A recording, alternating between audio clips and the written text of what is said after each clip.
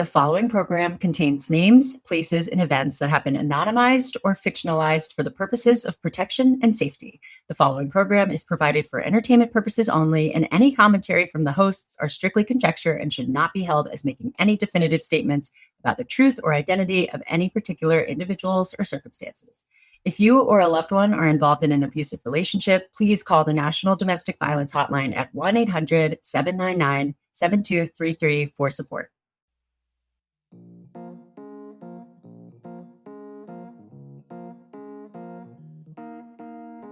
Hi, Hannah. Hi, Mackenzie. How are you doing? I'm good. I'm excited. We've got another episode of you telling me a story, telling all of us a story. I like sharing these because, especially the one I did last week, we got a lot of questions about, like, who was it? I want to know who this sports baller was. There's a lot of these cases that I do that are just so wild. Like, it doesn't seem real. Like, it's like, there's no way this is true. So, what did you think of last week's? It's pretty crazy, right? I mean, yeah, last week's is crazy. And I was reading comments too, and people are just like, like everybody wants justice. And it's fun to have this like collective. It's not fun. Obviously, it's not good that this stuff happens, but this collective group of people who are all just like, we can't stand for this kind of behavior anymore. Like, I like that this podcast is giving us a support system in these ridiculous stories. What do you got for us today? Who would have ever thought that some of these stories are this crazy? And I never imagined they would just be so freaking entertaining. Like, holy crap. So, I have a doozy of a story for you today again. And I basically, okay, so usually when I get a call from someone who says, "Hey, I want you to follow my spouse. I want to find out what's going on." They usually have like a pretty decent reason. They have found, I don't know, credit card receipt, something ridiculous. But this, Something fishy. yeah, something fishy. And this client came to me and said, "I'll be honest with you, I have no reason to suspect anything is going on, but there's just something that I guess it's kind of eating at me, but I have no reason. Like, I have no legitimate reason to suspect this." Interesting. Yeah. So this is like a rare case of that. And then I'm assuming, obviously, if you're telling it on the podcast, it was worth investigating. So maybe it's just going to be a reminder to trust that femtuition, even if you think you're crazy. Yes, trust your You're not. intuition. Anyways, so buckle up for this ride. I'm ready.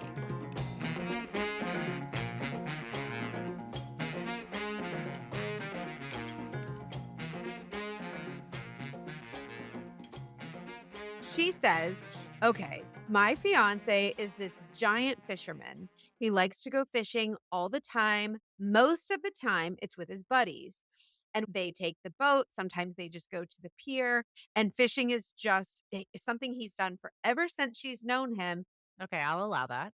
So she says, "But I want you to follow him because I just want to be sure. I literally have no reason to suspect anything, but can you please just follow him?" I get it. I love the idea of him never like bringing back anything. And she's just like, he's either cheating or like the worst fisherman. She's like, He's he like a was, catch and release he just crime. can't get it together. Okay, so she's like, just go on this little fishing trip with the boys. And he's like, "Honey, it's just catch and release." But she said that there are many times that he just goes by himself. Oh, it doesn't sound weird that he would be a fisherman. Yeah. I mean, I'm already kind of like, I have mixed feelings because there's a part of me that's like, if you don't fully trust your partner, which it sounds like this person doesn't. But the problem is, usually when someone says, "I have no reason to suspect," but it's like if you look for something, usually you're going to find something. And sometimes that something is nothing. Sometimes, whenever we're looking for something, we'll find anything to fill that space to give us a validation of those negative feelings that we're feeling. Oh, that's so true. Yeah. I've been guilty of that, sure. When I'm just like, Same. well, I'm sure that something's wrong, so I'm going to convince myself that you shouldn't have been liking that Instagram photo. Like, Yeah, exactly. And so you find these things to make yourself right. So she says, "Okay, I just want you to do surveillance on him. I just want to see what he's doing." And I said, "Is there anything particular about this particular day that you want me to do surveillance on him?" And she said, "No, it's just a Saturday. He's been going out like every weekend since I've known him, and this is just what he does to relax. I just want to see what he does." So I'm like, "Okay," but I was hesitant to take the case because don't start no shit, there won't be no shit. Know what I mean? How would you feel if, like, your husband, when you guys were dating, like I'm just thinking out loud. I would feel weird if somebody, like, hired a PI with no evidence. Yeah, everybody's background is different, and I think everybody has the right to, like, get their peace of mind based on their own experience. So if this person had issues in the past or whatever, I'm pro hiring PI for peace of mind. Yeah, but so the problem is, not only do I decide whether or not I'm gonna take this case, but usually I wanna know, what are you gonna do with this information when you have it? Why are you asking for this information? What kind of liability is that gonna put me in? I find this information for you on something that you even had no idea about, and I tell you about this, now what happened? So it's a whole big thing. I have to do a whole background on her to find out what kind of client, like before I even agree to do surveillance. So I do all that and I agreed to take her money and I said, "Okay, I'll do the surveillance."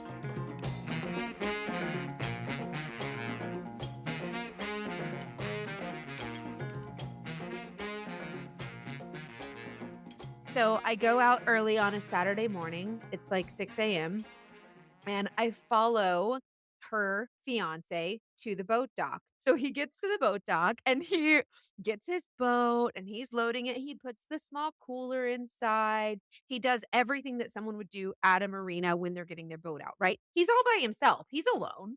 It's I'm like, cute little guy with his little going on his boat with his little thoughts. This fella, he wants to go do some thinking, right? With his little fishing poles. So I'm thinking, this lady's crazy. Like there's nothing going on. But I have a 4-hour minimum, right? So you're fishing today. Yeah, we're going fishing at this marina. There's a huge, what do you call it? The big garage with all the boats. What do you call that? The garage with all the boats.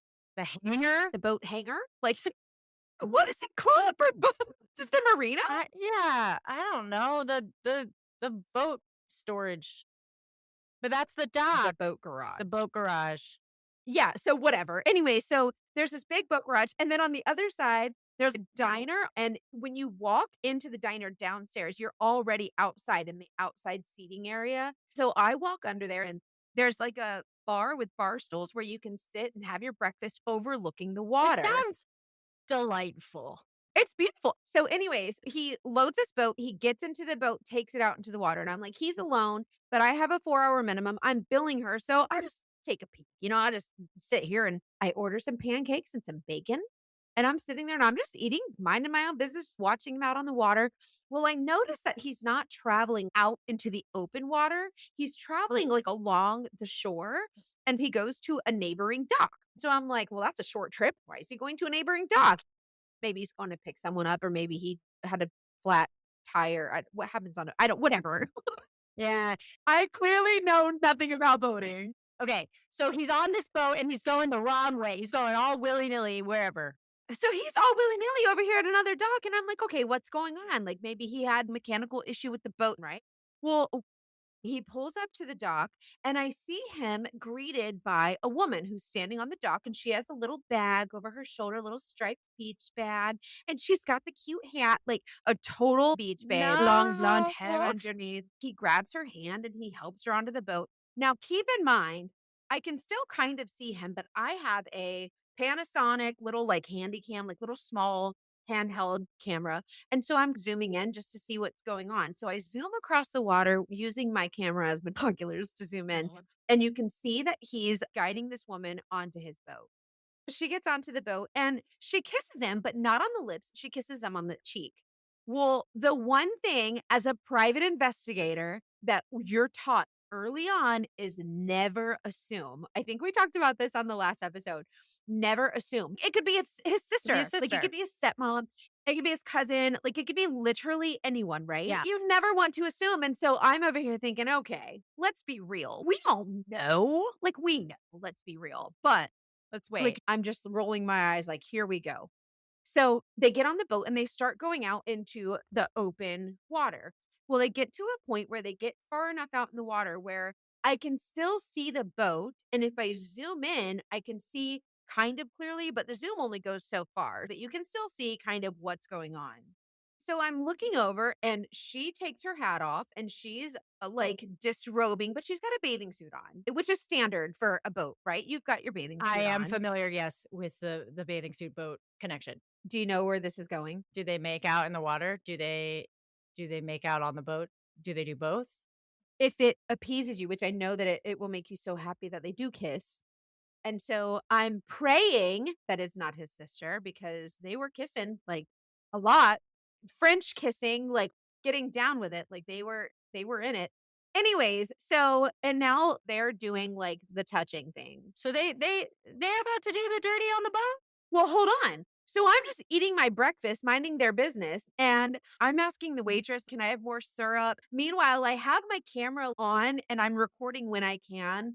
And if you move the camera too much because it's zoomed in all the way, you can't focus well. So I would turn the camera off while I'm doing other things like getting my syrup and talking to the waitress or whatever. And the waitress starts getting snappy with me. Like she's like clicking her teeth at me. And I'm like, what on earth? What did I do?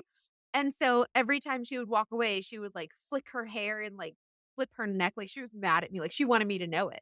I had already asked for more syrup. And so I picked up my camera and I zoomed into the boat and you can see she's missing. Like it's only him. And I'm like, wait, where'd she go? Because I was like looking away. And so you look down and you can see that her head is like level to his waist. Well, okay, that's what I was assuming was gonna happen. I'm stunned because I'm like, either she's kneeling down to pray or she's kneeling down to tie her shoes, but she wasn't because she was wearing sandals. So you know what's going on with this camera being as blurry as it was because they were so far away and you're zoomed in all the way. What's your first clue? Yeah, that's a no-brainer. Now I'm like stressed about, oh my God, how big is the boat? What if it flipped over? Like now we're getting into some dangerous territory. I understand they probably think this is real sexy out there on the sunny waters, but at what cost? So I'm zoomed all the way in and I'm stunned. And then the waitress comes back over and she brings my syrup. And she just stands there for a minute, and I figured she'll just stand there and put it down and walk away. So I didn't wanna stop recording because I wanna get all this evidence on video. Then she made a loud noise at me, like she was what like, wanted me to know that she was there. So I stopped recording and put my camera down, and I looked up at her and I said, "Thank you so much. Like, I appreciate you bringing the extra syrup." That's always what I do when somebody's being rude. I'm just like, I hope you have such a great day. Like I'm such a like a Kill it I with know. I'm like, kindness. but it gets to a point where sometimes I'm like, Hannah, that was like the most aggressively have a great day you've ever said. Maybe Well, sometimes they don't deserve a nice "have a great day." Sometimes they deserve an aggressive "have a great day." yeah. Have a great day. Just kidding. Okay, wait. Why was she mad at you? Was she the one setting them up to like, give them their secret time together? So, I'm holding the camera with one hand and my client's texting me and she's like, "What's going on?" or whatever, and I'm looking down texting her and I'm holding my camera up, zoomed in on the boat while I'm still recording, and the manager of the diner walks over to me and he's this tall, brawny guy, like kind of good looking, but older. Like I'm trying to describe him. Like he looked like the guy from the Bounty paper towels. Like he looked like a lumberjack. Sure. That painted perfectly. And he was wearing the shirt with like a name tag. It said manager on it. So he comes up to me and he looks down at my camera and he eyeballs us and he goes, "I'm going to have to ask you to leave."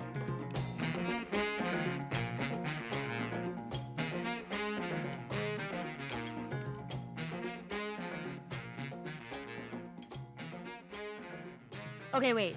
So this is interesting because as you were talking, I was kind of thinking about how, like, it is interesting how people don't usually pay attention. Like, when you're filming, whip out a camera. First of all, you're at a beautiful marina, so it wouldn't be ridiculous for you to want to film some part of it. But I was Right. curious if you get people giving you a hard time for filming, which it doesn't sound like you usually do, but I'm assuming these people Well, were. not really because You have to keep in mind that usually when I'm recording someone in public, it's covert. Like, it's Yeah. usually I'm using a camera that you don't know is a camera, or my iPhone, or a pen, or a key fob, or a hat, or sunglasses, or a button. All these different things that I have that are cameras that you don't know is a camera, right? So I could be doing any number of things. But in this particular case, I had my camera because the subject of my investigation was so far away. I was like, I'm just going to use my regular camera. So the manager comes over and he's like, I'm gonna have to ask you to leave. He looked at me and you could tell that he could see what I was videotaping, and he was, like, looking at me like I'm some kind of pervert. Oh, so they thought you were videoing the oh, that's so They funny. think that I'm recording these people in the middle of doing the nasty, and I'm just videotaping it because 'cause I'm some kind of, like, pervert, right? So I'm just Oh sitting my at the diner god. like, You're giving them the classic, like, yeah. "It's not what you think, it's not what it looks like." It wasn't like my hand was, like, in my pants and I'm Yeah. videotaping, like, You were like, "I'm gonna need some more syrup, please." Like, she's like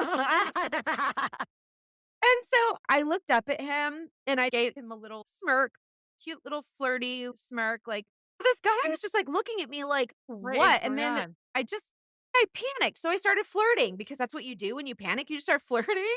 I mean, not Like, that's most. what you do. Yeah, it's true, especially yeah, yeah, yeah. Wait, so how did this go? I wanna hear your flirt to get out of this. You're like, "Wow, have you ever heard of brawny paper towels?" Right? You look just like that sexy guy on the paper towels. I buy that brand. Anyways, so at this point, I realized that he's thinking that I'm like the biggest pervert, right? So I'm like, all right, we're going to play on this. Maybe I'll let him know I am the biggest pervert. So I'm going to try and get him like in on it. And so I'm like, kind of jokingly, I was like, I won't tell if you don't. Kind of making a joke, but also You are like, so yeah, that's what I'm doing. brave. You are so Well, brave. what's he gonna do? He's gonna kick me out, and I'm trying to get this video, and so the only thing I could think of was like, "Yeah, I'm a pervert, so maybe like I'm a dirty girl. Like, do you want in on this?" I didn't want to say, "Oh, I'm a PI," because if I said that, then they would figure out who I'm watching, and they'd be like, "Oh, she's a PI. She was following you." So I just made it seem like I was just a pervert. And then I was like, while he was standing there, I was looking around and I found somebody else and, like, I zoomed in on them, so he would think I was videotaping everybody, so he wouldn't recognize one of them and be like, "Oh, she was videotaping you." So then it just looked like I was, like, a pervert for, like, just some kinda, like, weird voyeur, right? This is such a because I was definitely like, "Oh, I guess you just" I would panic and be like, "I no, no, no, I'm a PI," or something, but yeah, that makes sense not to do that. You could be an improv actor. I love that you were just like, "Yes, I am a pervert." Like, I'm committing. I was like, if I look at him just right, right? And I'm like, "I won't tell if you don't." And you're giving him the like, "Oh, you caught me." That's what I was hoping would happen. He's fucking baffled. He's like, "Oh, okay." So I handed him 2 $20 bills and I said, "Can I please have some more orange juice?" Oh And he was my like, "No!" And I was like, "No way." Like, I'm literally that person on, like, Ocean's 11 who gives them a $10,000 bill and is like, "I'll take the big sweet, please." what a sick move, and you thought, "Oh my god." Okay, so what happened? What happened? He looks at me and he said, "You got it." And he winked, and I was like, "No, really?" Oh my god. Oh Girl. my my headphones are falling off. So Like, what do you do? Like, now, not only does he know that I'm like a pervert using his diner to like voyeur, but now he's in on it. He's allowing it. And I've tipped him and he's going to bring me more orange juice with oh ice. my god, I know what he did when he got home. I mean, that is so crazy. And also, I will only ever hire a female PI. I mean, obviously only you. But Yes. it's like the We winning get away with so much more. oh, it's just genius, and it's so simple, those that brawny man was so easy to mold. So my waitress ran and got the manager to say, "Oh, she's videotaping these people doing the nasty out on the boat." And so she tried to tell on me and then it just like turned around on her. Yeah, And then like that was all I saw of her. Like, she was like, "I'm not serving her anymore." Probably, like, let she's back people there, like, live. fussing. Oh my god, that's so funny. That could have been her 40 bucks, but instead it's his. So, whatever, she missed out. Wow, what a prude. Anyway, so I basically, like, pay off the manager of this diner to let me stay there, and so they're out on a boat, they're doing their thing. Listen, they did the whole shebang, all of it. And nobody fell in? No one fell in, I'm Liz. curious also, like, I'm thinking so on the surface, there's a like, sure, romantic, you're on a boat, but then I'm thinking about times that I've been on boats and I'm like, okay, seats, like, are kind of in weird places, like, there's little tiny Where's the walkways. life vest? Yeah, the cushions, it's always there's some puddle somewhere that you're like, "How'd that water get there?" One hand on the boat at all I'm just times. imagining that they're maneuvering depending on the boat, maybe it was a beautiful big boat, but it sounds like it was just a simple fishing boat that was probably a little bit hard to get comfortable in. Well, I imagine that she was kneeling on, like, a life vest under her knees, and then, like, that's how it was I comfortable. like that we've established that everything about me being a PI is like, "So did they make out? What were the mechanics of their sexual encounter on the boat?" I'm the Because perv. now I feel like I have to tell you. And I would like to add that he did not fish not one time. He did not pull out a fishing pole. I hope he at least, like, got them wet in the water or something. Wouldn't you at least, like, don't they have, like, those little things that have there's, like, a hole, like a tube, and you put the fishing pole in there and it, like, fishes for you or something? Whatever, like, can't you at Oh, least I see what you're pretend? saying. It sounds like you're giving the kid advice who, like, didn't brush their teeth to, like, rinse their toothbrush so their parents think they did. I don't know if anyone no one's, like, checking his fishing poles or the amount of bait he started with or ended with, but it sounds like this woman did have an idea that he was fishing, but not the way she wanted. He was fishing. So I'm in the diner, like, I finished my pancakes and I finished my bacon, like, I finished my breakfast. Now I'm just sitting there kind of like I was gonna say, like, enjoying the view, but it was like the scenery, like, it was a beautiful marina. There are times when they go further out into the water and I can't really see them, and they were out of view for a while. And then so at the 4-hour mark, my 4-hour minimum, it's still morning time, right? So there's a lot more people coming in from their boats. I guess people go out fishing at, like, 3 o'clock in the Right. morning, and they come back when the sun comes up or whatever, so they're coming in to have breakfast, so this diner is filling up. So I'm like, it's not gonna be really reasonable for me to sit here and videotape 'cause it's gonna be more, like, noticeable, and if this is his marina, like, if this is his dock, he probably knows some of these people, so I was really careful and trying to get out of there. So by this time, I'm back in the car. And I have a view of the dock, so when he comes back to the dock, I'll see him, but there's also I had to get out every once in a while to kinda look for the boat to see if he was at the other dock, like, dropping her off or whatever. Right. So, I'm sitting in the car and I'm talking to my client, and I told her what was going on, How and do so you I can tell her I about this woman. not to I just wanna hear, like, what is that can we do that phone call? Like, I wanna hear how you Okay. tell someone, "Okay. Hi, oh my god, I've been waiting to hear from you, like, I'm sure it's nothing, but, like, how did it go? Where are you now?" Hey, Sandy Sue. So I just want to let you know that I think that your instincts might have been right. Your fiance has met up with a woman at a neighboring dock and they went out onto the boat. And from what it appears they were doing sexual acts. So I told her all these things and she's like, I knew it. And I'm like, what do you mean? Like, you said you didn't know. Why all of a sudden do you know it? And she's like, that bitch. Like, she knew who it was right away. She was like, that bitch. The woman that it was her fiance's old golf buddy's ex wife. Oh, So she knew as soon as I said he went to a neighboring dock, that's what they all did as couples. They would go to the neighboring dock, they would pick up that couple, and they would go out on the water together. So she immediately knew who it was, and she was just and I was like, "This is a woman who said, 'I literally have no reason to suspect.'" But she instantly knew who it was. So, like, obviously she knew something, yeah, right? trust yourself. Yeah, so that's the thing. It's like, I'm like, "Oh, of course you wanna trust your partner, unless you find something, Yeah. unless you find something," which you probably And then will. you have to trust your femtuition. But she knew something. But I think that when she talked to me, she wanted to set the tone for if I didn't find anything, she didn't want to be wrong. That's so hard because taking the Yeah. step to, like, investigate something like that where you know it's either way, it's not a good thing if that's where you're at. Yeah. Your headspace is there. That's not a good place for your head to be with your fiancé. Oh, man, I feel so bad for her. Hey, at least those 2 got a beautiful day on the boat before they it got blown up in their face. But also, so I wanna let you know that whenever I'm done doing my surveillance, right, which I gave her the video, I uploaded the video to her, gave her all the things, and then I billed her whatever, right?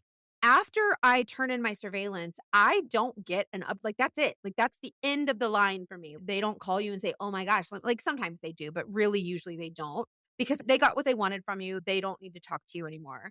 But I did go back and do a little bit of follow-up, and so I 'Cause it's like, reached out to her. you can I was gonna say, you could just, like, check an Instagram here and there. Well, I mean, you can, right? But she's not on the socials. So I reached out to her and got an update for you, and I'm gonna tell you the update at the end of the next episode. Oh, okay, well, that's okay because I'm excited and I'll get to hear it before everybody else, but yeah, I hope it turned out Yeah. wow, that guy I this is funny because when you were describing the woman waiting on the dock for the man to pick her up on the boat, I had a flashback to when I was young, and I remember one of the coolest moments of my life was when my friend's dad picked me up on a dock on their boat. And I was like, man, this is so cool. Like, what a vibe. Like, I just came here and all these other people are crabbing, and I'm just like, bye, Ah, just got to get on my boat. Well, I'm not going to go into detail, but that guy turned out to be a horrible man who was scamming up the wazoo with people left and right, families left and right. no. So Oh my god. my association with the guy with their cool boat, I'm like, nope, it's always gonna be a red flag for me from now on.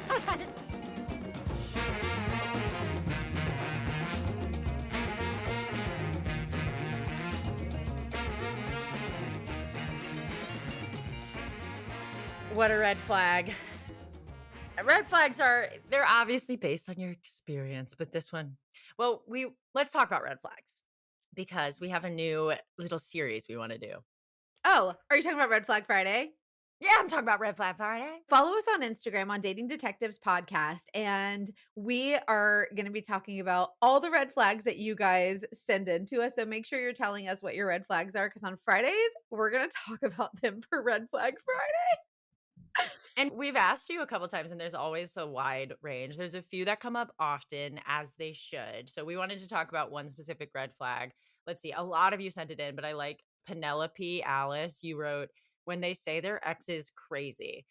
First date, run, girl, run. Nice guys, don't talk. And I was like, ooh, I just get that energy through that message. Yes, like, but it's true though. A lot. That's what a lot of people say. Oh, my ex is crazy. It's all them. They're crazy. It just says a lot more about the person calling them crazy than it does about the It ex, in does. Like, my is opinion. there any accountability you're taking here? Or is it's just like we're just gonna call the ex crazy and that's it? Like, I'm not saying they're not crazy, but what if there's a chance that, like, I don't know, maybe they're out there all willy nilly calling you crazy?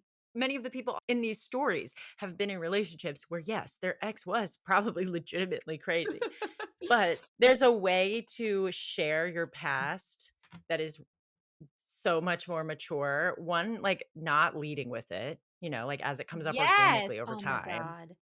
And two, just like saying, like having, I don't know, like I feel like somebody saying, look, we didn't work. This is the behavior that they had that didn't work for me. This is what I learned from it. This is what maybe traumatic for me, abusive for me. Like you can share those things without just making it. There's just a way to do it. No, absolutely. I agree. It's like if you're in a long term relationship, that will and should come up organically, and you'll learn about it organically. If someone's coming in guns ablazing, like I don't date blondes because every blonde I've dated was Oh, geez. crazy. You're like, okay, But seriously, this is a first date. Can we talk about me? You know what I mean? Like, let's talk about let's talk about how I'm crazy because you'll find out soon enough. No. so funny. So in this case, the boat was the red flag, maybe. But like not saying all boat owners are red flag. Yeah, have you ever dated somebody that was a boat dude? No, I can honestly say no. Have you? I did one time. Oh my I can't believe god. I'm saying this. I'm okay, spill it. No, it's not that. This is one of those stories where I probably should have died, but it's fine. I didn't. I Okay, so I'm just gonna tell it. I was on a trip in a foreign land. I went to London, and in London they have all these like canals, and I met a boy. he was, we're friends. He could listen. He was playing guitar on the street. It's fine, whatever. It's hot in London. It's weird if you're in LA doing that. It's like, okay, pack it up, go home. You're never gonna make it. But if you're in London and there's an accent and you're playing guitar on the street, it's cute. It's fine, whatever. So anyway, I was like, I slid into his DMs. I was like, what? Oh my God. I never do that.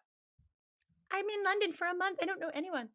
So By we the go way, out. everyone, Hannah is beet red. She is blushing so hard.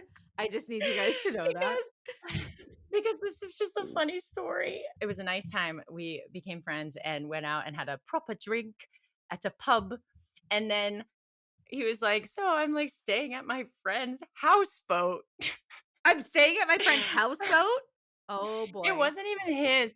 This is what my brain did after a pint or two. I was like, look, I'm in a foreign land and the hour is getting late. So if I walk home alone, I could get lost. I'm a woman alone, and that could be dangerous and I could die. If I go to the houseboat with the boy, I could be murdered. But I also could be murdered the other way. And one of the ways involves kissing. So maybe I'll do the kissing murder one. You're obsessed with kissing. You're such a romantic. Oh my God. If I die, it's going to be with a gentle kiss. So you go to the guy's houseboat where he could have like sliced and diced you and threw you in the ocean. I told him about people having my location so many times. I looked him up on Instagram. I knew but still, there's no reason. He could have murdered me. He didn't. It turned out fine. Thank God he didn't murder you on his friend's houseboat. Wait, what if it wasn't even his friend's? What if he just like randomly like broke into a houseboat all willy-nilly and just like said, hey, this is my friend's houseboat? I don't know that did not happen. I could not prove to you. Wait, did you ever talk to him again? Yeah, we're still friends. Oh, you said that. Okay, so okay. Well, thank you for not murdering Hannah if you're listening. We learned a lot about possibilities on a boat today. So if you guys have any boat stories, like I need to hear if you specifically have a situation with a boat, like we need to hear about it. We need to hear that this can't be like the only case. It's PG-13. Have you hooked up on a boat? That's what we want to know. Wait, so if it's on an airplane and it's the Mile High Club, then what is it called on a boat? That's such a good question. The Mile Deep Club. Oh, that has a weird. Okay, but there's something weird about it. Something about like, yeah. Oh yeah, you're a mile deep. I also love that Mackenzie's mom is in our shooting session today, and I just love that she's here. She's probably just like mortified that I just said Mile Deep Club. I love Mackenzie's mom. Anyway, so if you have a story about a scam or sex on a boat, email us at investigate. I am beet red.